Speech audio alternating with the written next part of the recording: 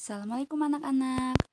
Nah, di pertemuan kali ini kita masih di materi bab 2 tentang globalisasi.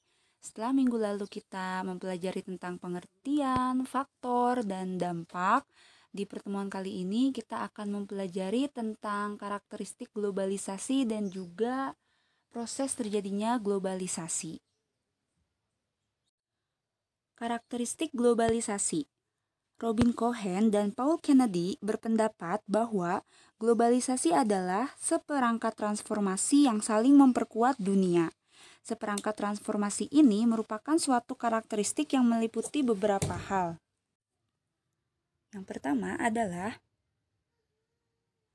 perubahan dalam konsep ruang dan waktu.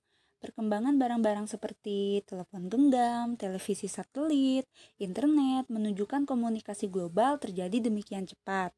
Pergerakan massa seperti pariwisata memungkinkan kita merasakan banyak hal dari budaya yang berbeda.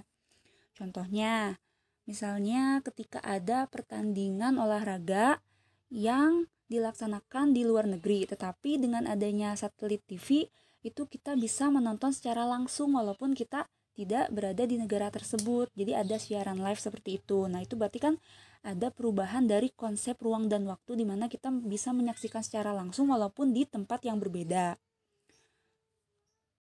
Yang kedua adalah pasar dan produksi ekonomi di negara-negara berbeda menjadi saling bergantung. Menjadi saling bergantung ini akibat dari yang pertama adalah pertumbuhan perdagangan. Kita bisa tahu bahwa sekarang ini setiap barang itu kan terbatas, sehingga untuk memenuhi keterbatasan barang itu maka ada perdagangan di antara negara-negara di seluruh dunia, itu melalui ekspor impor. Yang kedua adalah adanya pembagian pekerjaan yang baru secara internasional.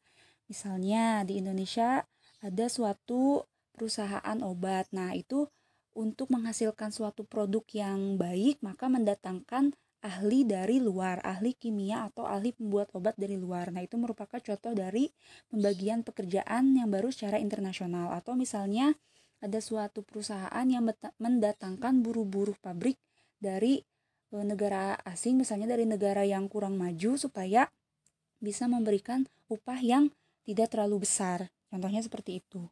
Yang ketiga adalah pengaruh perusahaan multinasional. Contohnya kita tahu ada perusahaan yang dinamakan Unilever.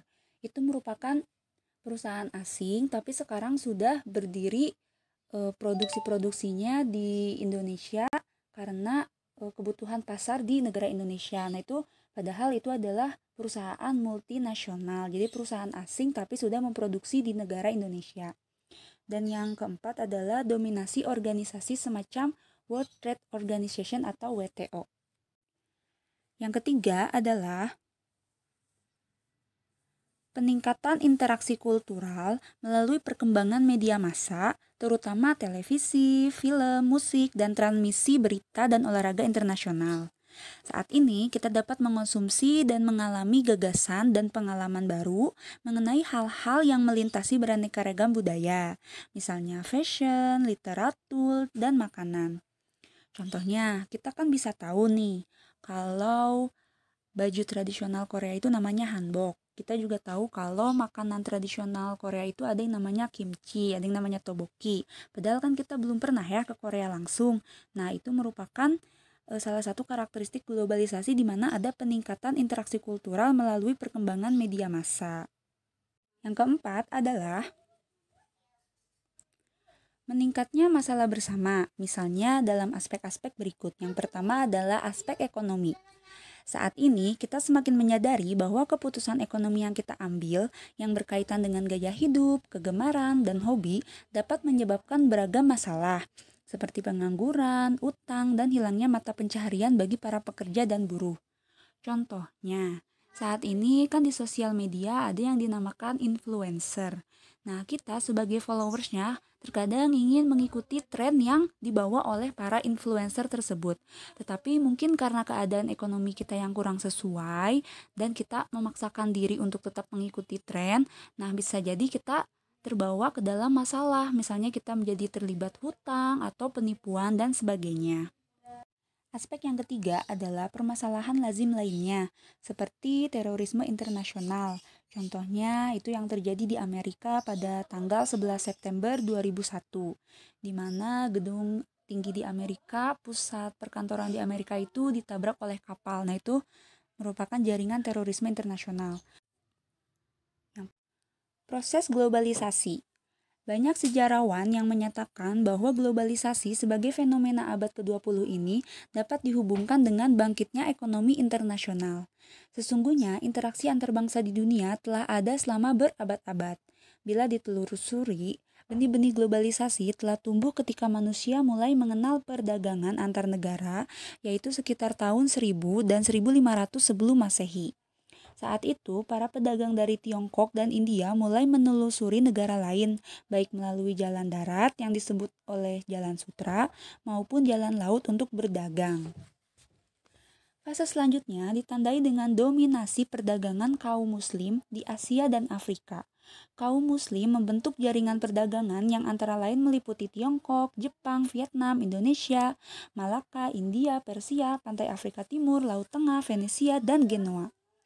Di samping membentuk jaringan dagang, kaum pedagang muslim juga menyebarkan nilai-nilai agamanya, nama-nama, abjad, arsitektur, nilai sosial, dan budaya Arab kepada warga dunia. Fase berikutnya ditandai dengan eksplorasi dunia secara besar-besaran oleh bangsa Eropa. Spanyol, Portugis, Inggris, dan Belanda adalah pelopor-pelopor eksplorasi ini. Hal ini didukung pula dengan terjadinya revolusi industri yang meningkatkan keterkaitan antar bangsa dunia. Pada saat itu, berkembang pula kolonialisasi yang membawa pengaruh besar terhadap difusi atau penyebaran antar kebudayaan di dunia.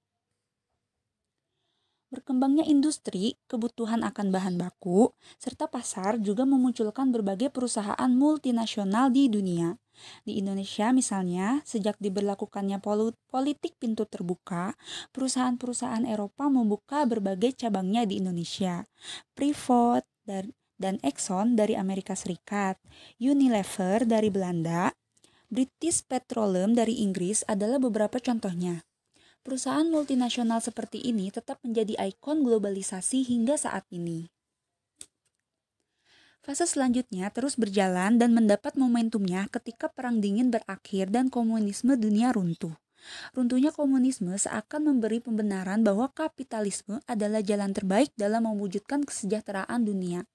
Implikasinya, negara-negara di dunia mulai menyediakan diri sebagai pasar yang bebas. Hal ini didukung pula dengan perkembangan teknologi komunikasi dan transportasi. Alhasil, sekat-sekat antar negara pun mulai kabur. Dari beberapa fase tersebut, globalisasi sebenarnya mulai menarik perhatian ketika dibahas oleh para ilmuwan penganut paham Marxis. Salah satunya adalah Gunther Frank. Ia mengemukakan bahwa gejala globalisasi adalah modernisasi, yaitu perkembangan yang bermula dari Eropa Barat dan menyebar ke seluruh penjuru dunia. Sekian untuk materi pertemuan hari ini mengenai karakteristik dan proses globalisasi. Jika kalian ada yang belum paham, ingin ditanyakan, boleh diskusikan langsung di grup WA ya.